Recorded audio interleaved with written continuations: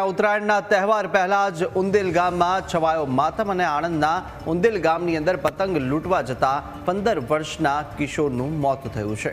15 વર્ષના કિશોરને વીજ કરંટ લાગતા પટકાયો હતો, ત્યારે પતંગની લૂંટ કરવા માટે શેડ પર ચડ્યો હતો કિશોર અને ઉત્તરાયણ દરમિયાન ખુલ્લા તાર અને વીજ જોખમોથી દૂર રહેવું હવે અત્યંત જરૂરી બન્યું છે, જ્યાં તહેવાર દરમિયાન બાળકોની સલામતી પ્રત્યે ગંભીર બેદરકારી સામે આવી છે।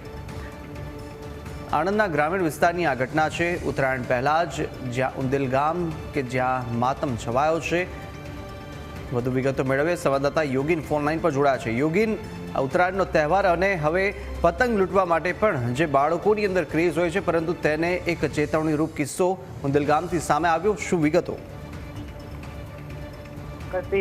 આજે 15 વર્ષીય કિશોર છે તે પતંગ લૂંટવાના ઉન્માદમાં જે તબેલાનો શેડ હોય તેની ઉપર ચડી ગયો હતો અને પતરાના શેડ ઉપર આ જેવો ચડ્યો કે નીચેથી જે કેબલ પસાર થતો છે તે કપાયેલો કેબલ હોવાને કારણે અચાનક જ એ પતરામાં કરંટનો પ્રવાહ વહી ગયો અને જોરદાર કરંટ એ કિશોરને લાગતા તે ઉપરથી પાછો નીચે પટકાયો।